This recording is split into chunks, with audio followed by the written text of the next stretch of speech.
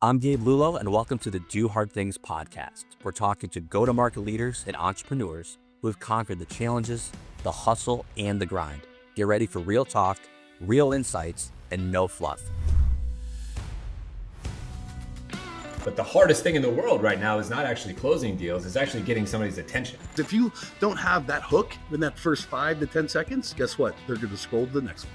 You need to go in and you need to make it sound like yourself. That's the biggest piece of the puzzle. And I promise you, we can all tell. The people that are trolls and the people that are haters never done the thing that you're doing. I love doing this podcast because I get a front row seat to some of the greatest minds in sales. Gone are the days of saying stay in your lane. When you're an executive leader and you're an enterprise-wide leader, there are no lanes.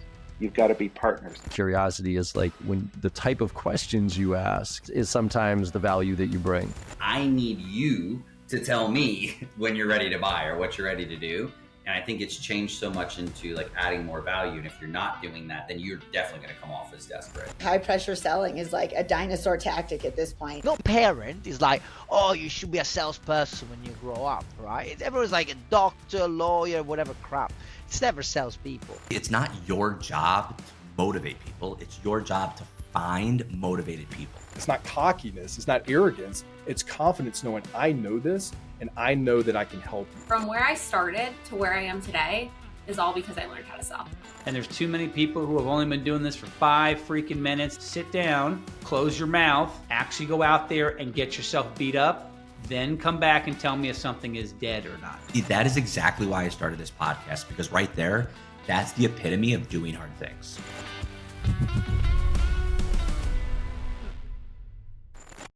Welcome back to the Do Hard Things podcast with Lexi and Gabe. Today's guest is someone who thrives at the intersection of financial clarity and entrepreneurial vision. Gregg Turkovich is a strategic financial leader who partners with founders to build operational excellence, make smarter decisions, and drive sustainable growth. As a fractional CFO, he's worked with startups, scaling companies, and executive teams to turn financial chaos into actionable strategy, blending a sharp analytical mindset with real-world leadership in accounting and operations. He's a builder, a mentor, a problem solver, and someone who isn't afraid to do the hard things behind the scenes to help a company win. Gregg, welcome to the show. All right, welcome back to the Do Hard Things podcast with Gabe and Lexi. I am so excited to be introducing you to Gregg Turkovich. Gregg, what's up, buddy? Super excited to be here, Gabe. Yeah, I know you are. It's funny because the audience is going to realize this as we start talking. Gregg and I, this is a unique one for me. We actually went to high school together. And so we grew up together. He has gone out and become wildly successful in business. And we haven't talked and seen each other since recently in over 20 years.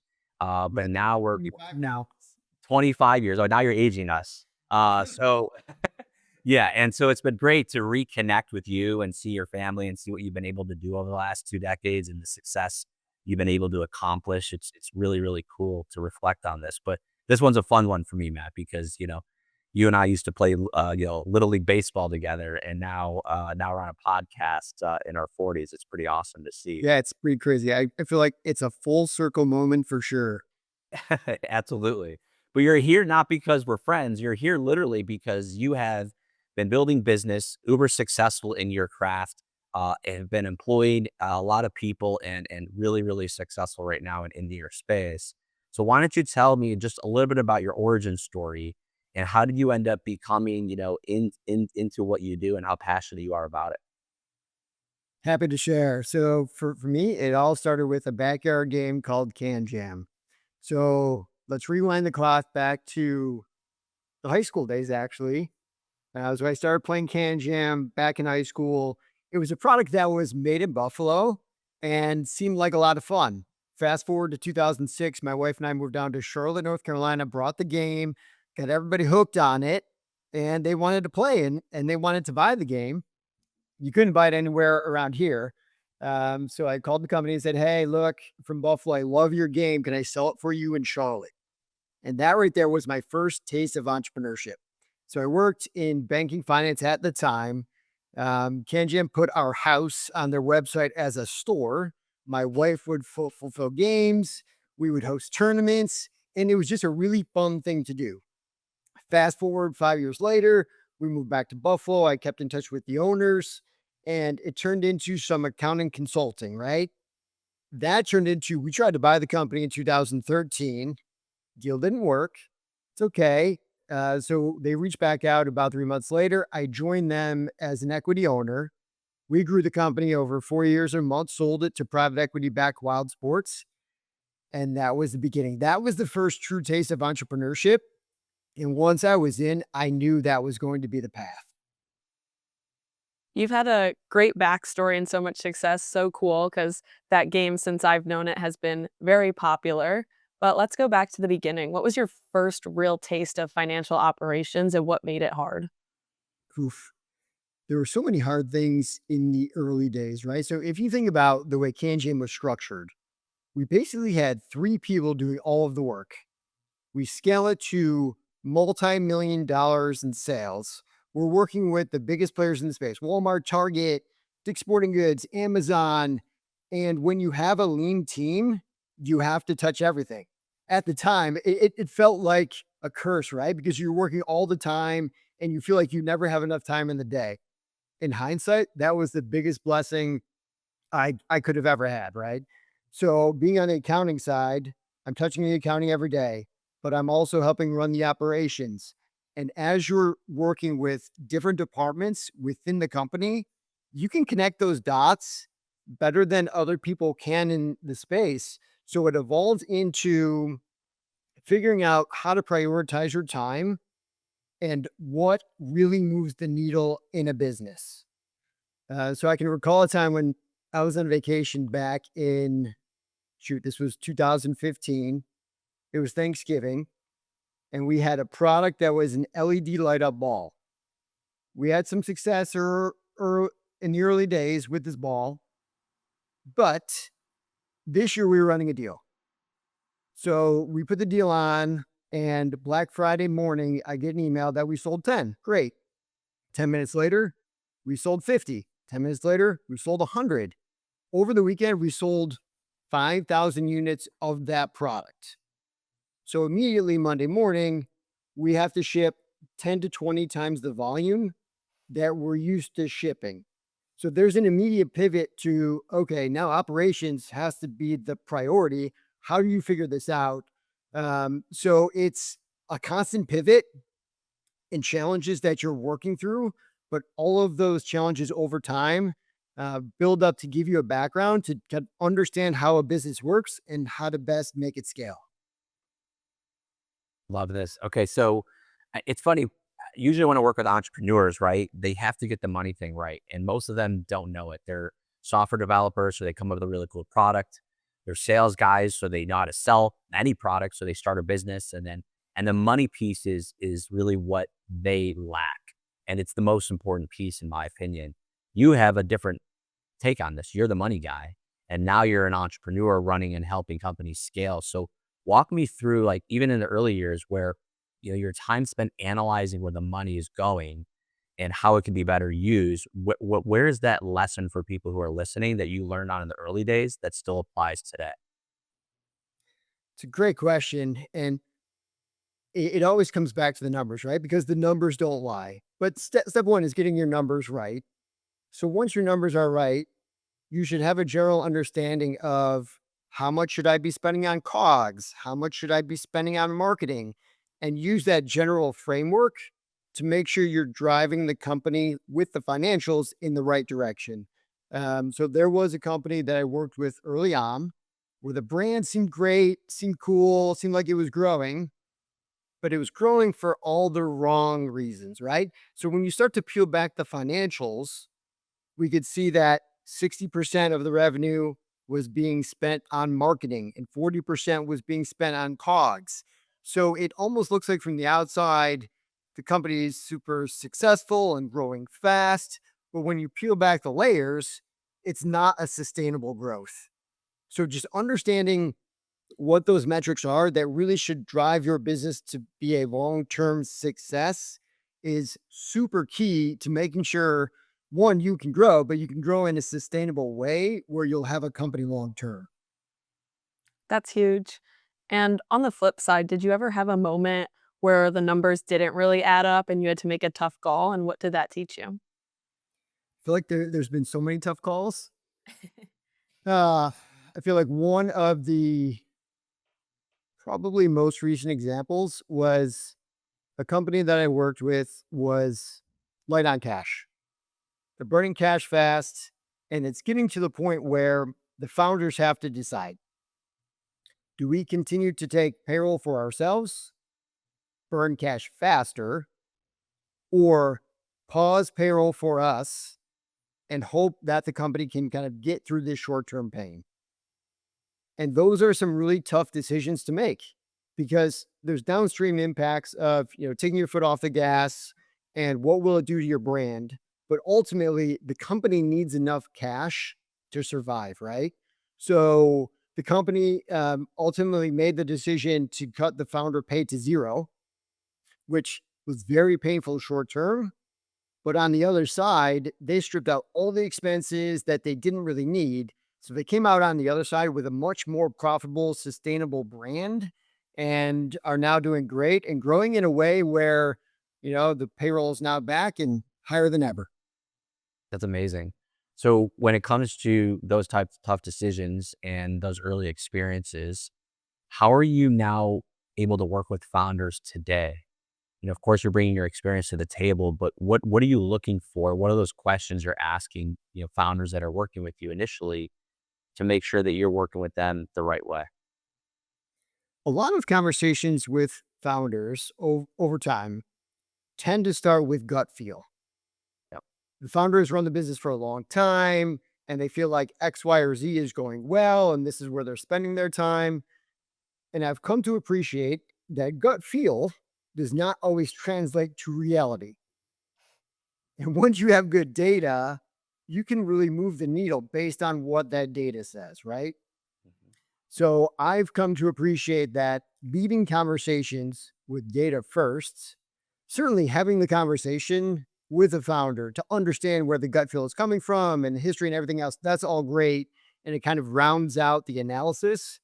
But really more so leading with that data and make sure the data is accurate seems to drive the company in the right direction a lot quicker and is a more valuable conversation for the founder that is really questioning kind of what decisions to make next. Yeah, definitely. And as a leader, there are challenges that come up, and you have to stay strong and confident for your team and not let them see that there might be a stress. But what do you think the hardest part of being a finance leader is that no one really sees? That's a good question. So being a leader in the finance world, you can take on the stress of the clients that you work with. And you're involved in the highest level, most stressful conversations that there are.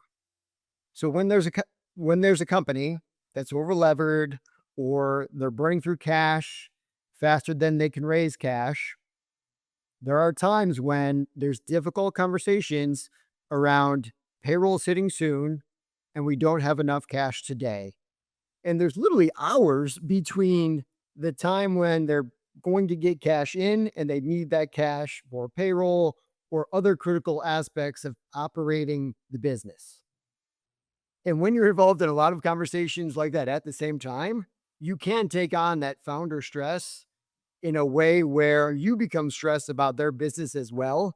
So what we like to do is be proactive about, let's make sure you're managing cash flow. Let's always look at where the cash is going. Is it the highest and best use of the cash? So all of those proactive things help you avoid those stressful moments that really no founder wants to be in, where they need to decide where that next cash is coming from so they can cover pay. Yeah. So I'm sure you've dealt with some other moments as well. I mean, this is do hard things. So we want to know, the struggles. We're going to talk success in a moment, but walk me through another moment that you were really seeing just things falling apart financially and what you actually did to turn it around. Because I know we get those close calls, hours in between money coming in and money having to go out for payroll. But talk to me about a time where, it turned around for the better and it now super successful. It's a great question. There was actually a scenario where it did not work out. and maybe I'll talk about that one first. Okay. So there was a client of ours who had a great product. They were launching the product in a way where it seemed like there was a great market fit. The background of the founders was fantastic. So they had a lot of the right things in place. They were set up to be successful, but the missing piece was the cash flow. So their cash to cash cycle, so the time that it took from when cash went out the door for them to buy the ingredients to make the product to the time that product was sold and they collected the revenue from their customers was way too long. You're looking at 9 to 12 months. So even though they had set up the company in a way that should have been successful across the board with the brand, with the product, with the team, they didn't have enough capital to make that cash to cash timing work. Unfortunately, they went out of business and they did not survive that. But that's just a little glimpse to say you can have everything go right in the business outside of the cash piece. And if the cash doesn't work, the business won't work. So there's another scenario that we had where we had a company in a similar place, but their cash to cash cycle was shorter. So they were able to generate cash quicker, right? So we reduced the COGS by about 40%. We changed their 3PL that was built to kind of work with companies that are in their space, shipping more direct to consumer. And we stripped out all of the expenses on the backside that were not kind of critical to operate. And what we saw was the business was now operating super efficiently. And every sale that came in the door, the cash was hitting faster and the company was growing in a way where it was sustainable. So I guess I share both stories there to say, you can't always fix something if there's something structurally that will not work. Cash to cash being, 9 to 12 months long. But as long as you're in a scenario where you can be successful, if you negotiate with vendors and cut your costs and grow your sales in an efficient way, you can tend to get through even the worst times. But it always comes back to having that plan to get through the worst. So let me have a follow up for there because Sure. those are two great examples. One didn't make it, one didn't make it. Obviously, the cash to cash cycle was a big piece of that. But outside of just being tactical, right? What is separating those companies that make it through the financial terrain from the ones that don't?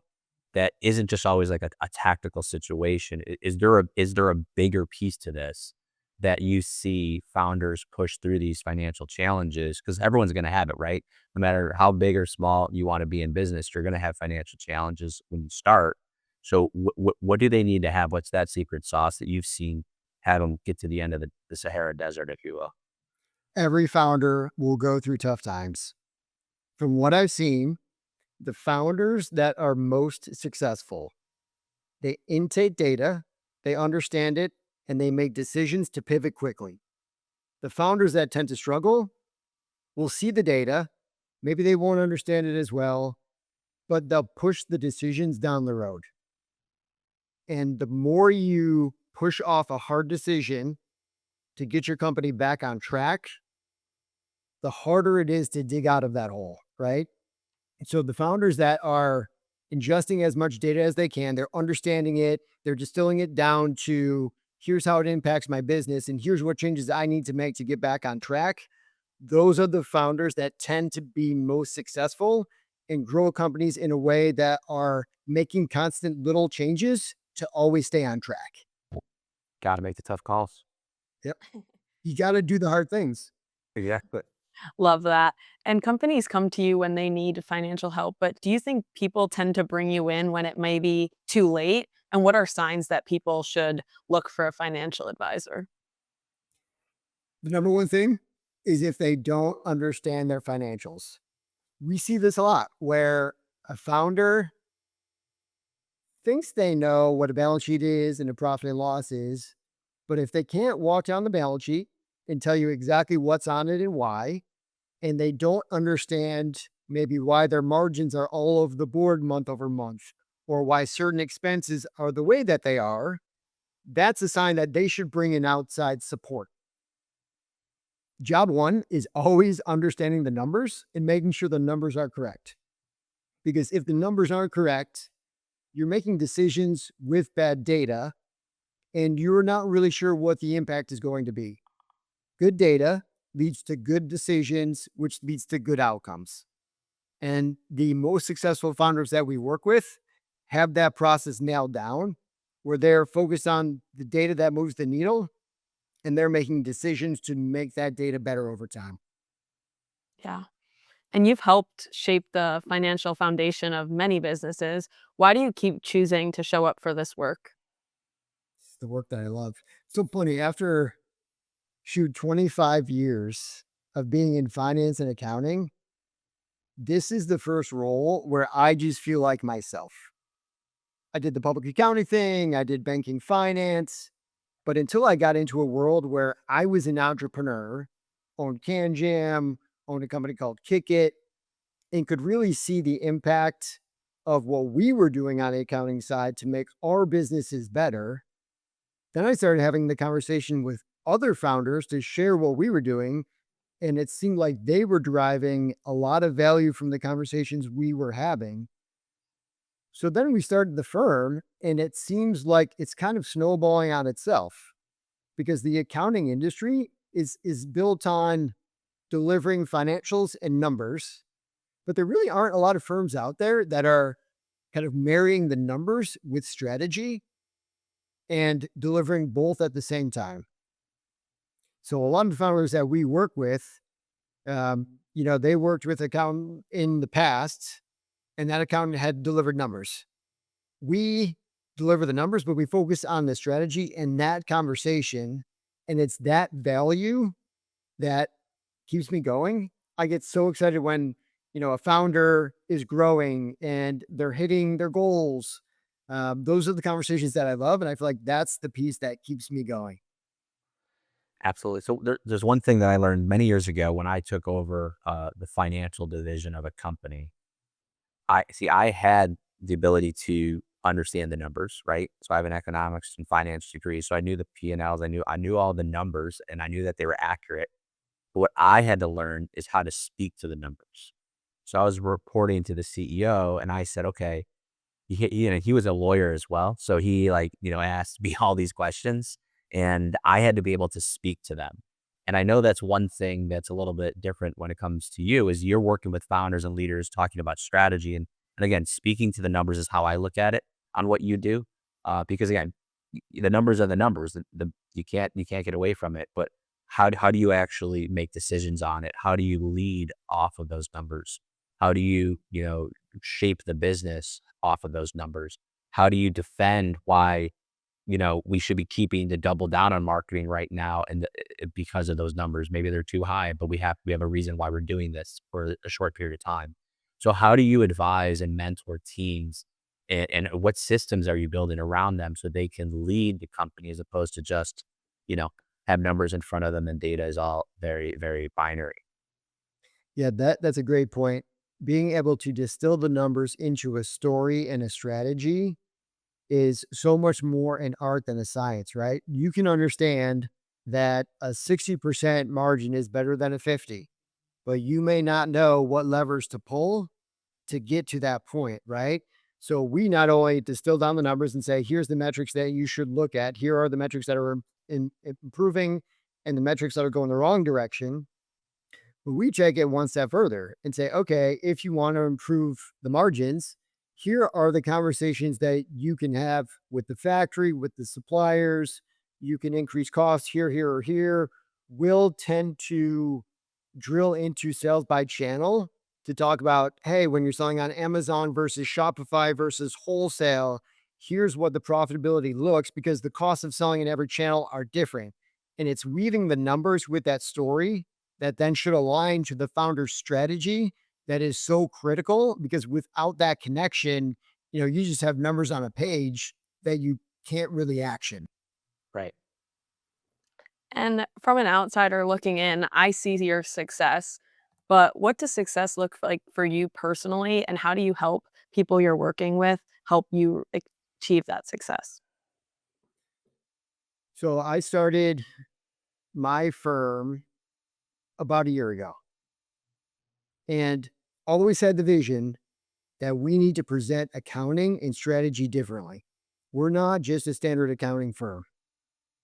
There's so many firms out there that just present the numbers. We need to weave in that story. We need to add that value that a lot of firms just can't do because they have not been a founder. So now all the conversations that I have with my team are using that vision as the backdrop and asking questions of my team. Hey, if I'm the founder of the business that you're working with, here's the questions that I would ask. So I'm inspiring them to have the conversations with the founders and build a whole team of people that are looking at accounting differently. So the CFO role is becoming more and more important in business decisions now in 2025 than ever before, right? We see longer sales cycles happening. We see CFOs in our side of the business in demos all the time now when making decisions, more so than ever before.